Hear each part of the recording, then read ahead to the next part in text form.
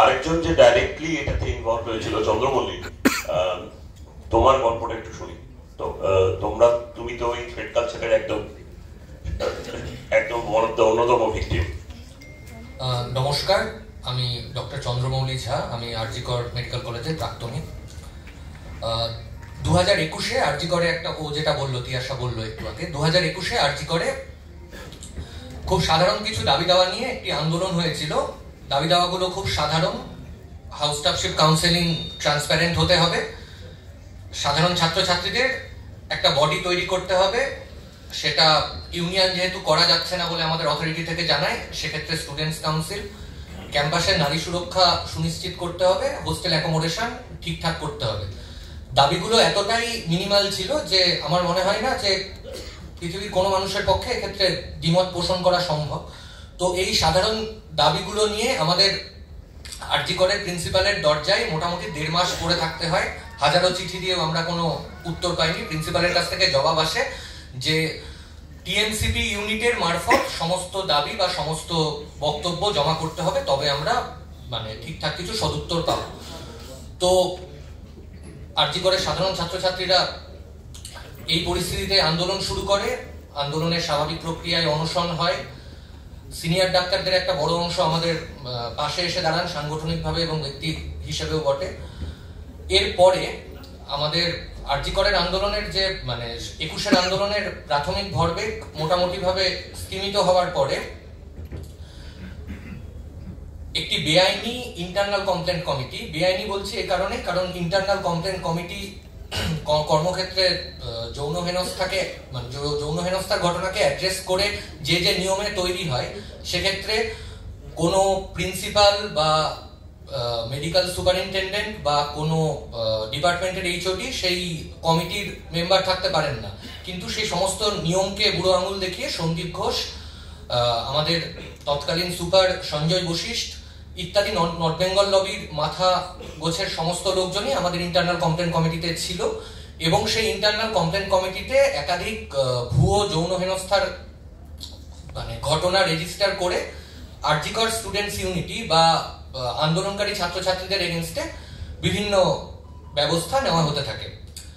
এরপরে যেটা হয় যে এরপরেও আরজিকরের সাধারণ ছাত্রছাত্রীদের প্রতিরোধ, সেটাকে ওরা থামাতে না পেরে, আমার তারিখ মনে আছে, 2022-এর 19শে এপ্রিল আমাদেরই জনৈক আন্দোলনকারী মৈনাক রায়, তাকে আরজিকরের এমার্জেন্সি গেটের উল্টো দিকের চায়ের দোকানে অভিজ্ঞদের ঘনিষ্ঠ 10 জন টিএমসিপি ইউনিটের ছেলে, তারা মাটিতে ফেলে মারধর করে, স্টেথো ছুঁড়ে ফেলে দেয়, এতবার পেটে লাথি মারে, মুখ দিয়ে রক্তবমি পর্যন্ত হয়।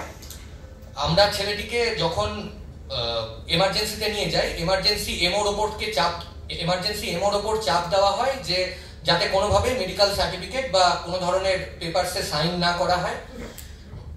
আমাদের বর্ষিয়ান মেডিকেল অফিসার স্যার কেঁদে ফেলেন যে উনি চাপ সহ্য করতে পারছেন না ইত্যাদি।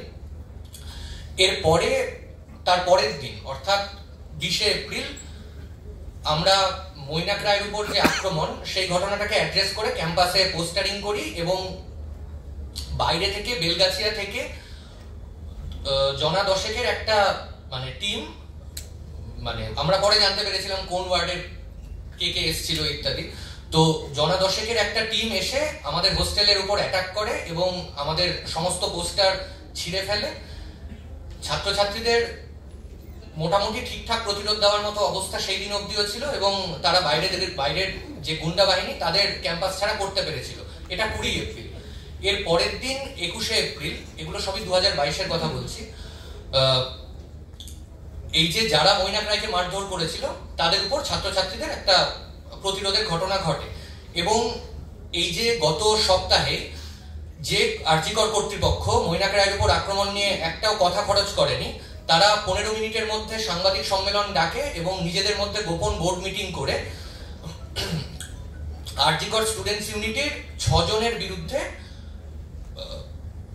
টালা থানায় এফআইআর দায়ের করে। সেই এফআইআর এ ধারালো অস্ত্র দিয়ে খুনের চেষ্টা, যৌন হেনস্থার মতো গুরুতর অভিযোগ ছিল এবং আমরা মনে করি যে ইন্টারনাল কমপ্লেন্ট কমিটি বা যে বিশাখা গাইডলাইন ভারতের মতো দেশে যৌন হেনস্থার মতো সেন্সিটিভ ঘটনাকে অ্যাড্রেস করে যৌন হেনস্থার মতো সেন্সিটিভ ঘটনাকে অ্যাড্রেস করে কর্মক্ষেত্রে যৌন হেনস্থা রুখতে তৈরি হওয়া সেই মানে বিশাখা গাইডলাইন বা সেই ইন্টারনাল কমপ্লেন্ট কমিটিকে মানে আমাদের শাসক দল তার ছাত্র সংগঠনের রাজনৈতিক হাতিয়ার হিসেবে ব্যবহার করেছে।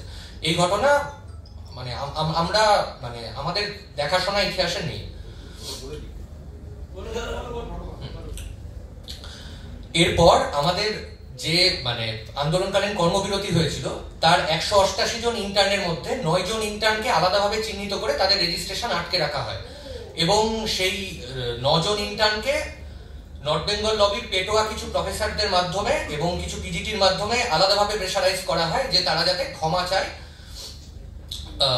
তার মধ্যে তাদের মোটামুটি 4খানা শর্ত দেওয়া হয়েছিল যে শ্রীরামপুরের এমএলএ সুদীপ্ত রায়ের কাছে পার্সোনালি দেখা করে তাকে পুষ্পস্তবক দিয়ে সম্বর্ধনা দিতে হবে।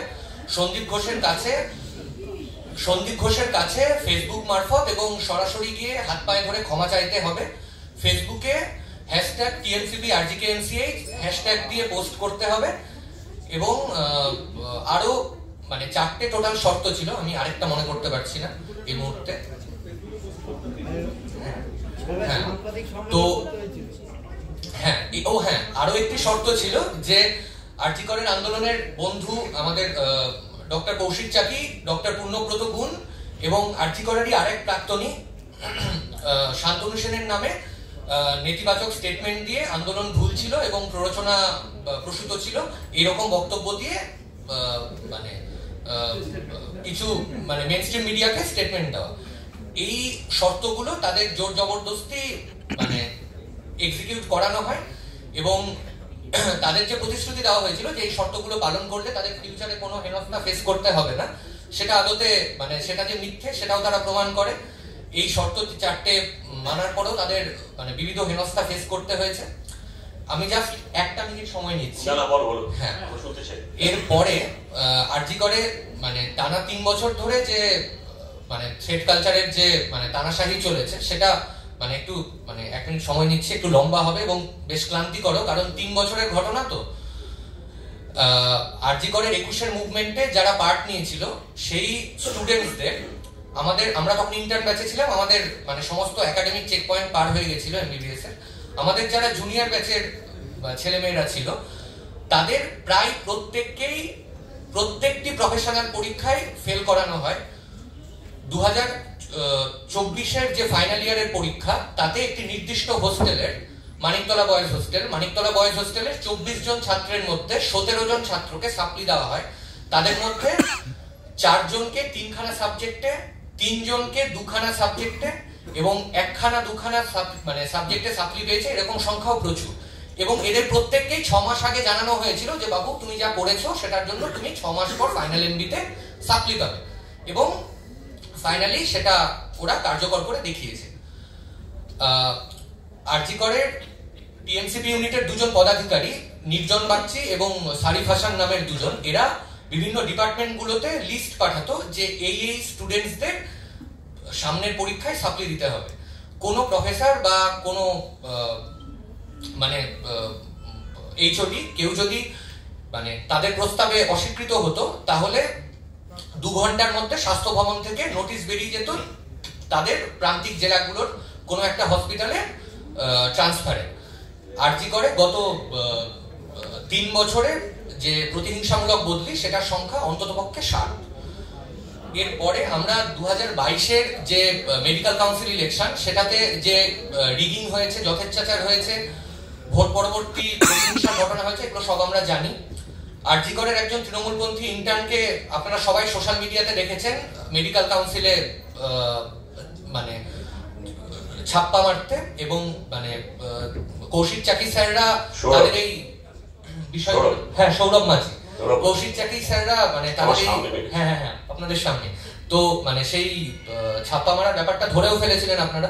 তো সেই সময় আরো একটা আলাদা ঘটনা হয়েছিল যে সেই মেডিকেল কাউন্সিল ইলেকশনে ছাপ্পা এবং অন্যান্য যে মানে টেকনিক্যাল মানে বিষয়গুলো, সেগুলোর জন্য আরজি করের থার্ড ইয়ারের 5-6 জন স্টুডেন্টকে সুদীপ্ত রায়ের গুন্ডাদের সাথে আলাদাভাবে গাড়ি করে নিয়ে গেছিল মেডিকেল কাউন্সিলের ওখানে, এবং তারা মানে প্রথমে মানে ঠিক না বলতে পারেনি, এবং ফাইনালি গিয়ে তারা কোনোভাবে পালিয়ে আসে, মানে তারা আলাদাভাবে গিয়ে মানে বেরিয়ে এসে পালিয়ে আসে, কিন্তু মানে তারা নিজেদের ট্রমার কথা বলেছেন।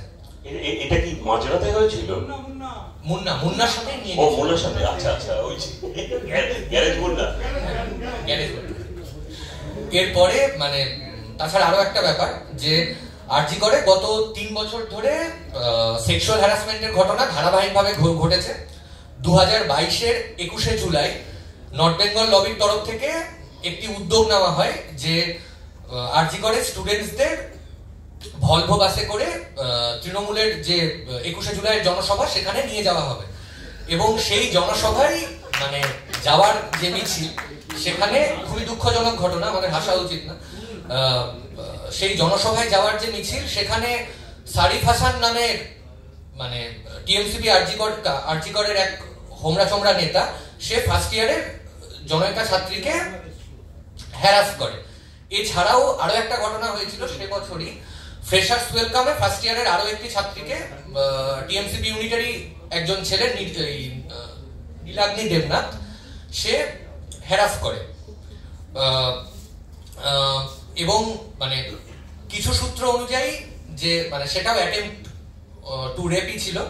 তো এই ঘটনায় আমরা জানতে পেরেছি, নীলাগ্নি দেবনাথ জানিয়েছে, মানে যে মলেস্টেশনে অভিযুক্ত সেই ছেলেটি জানিয়েছে যে সেই ঘটনা ধামাচাপা দেওয়ার জন্য আশিস পান্ডে 20,000 টাকা চেয়েছিল তার কাছে। তো হ্যাঁ, তো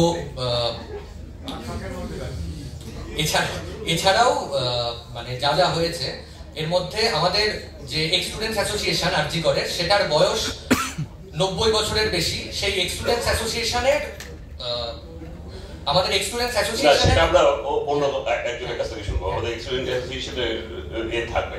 আচ্ছা, আমি একটু অ্যাডভোকেট শামীম আহমেদকে জিজ্ঞেস করছি।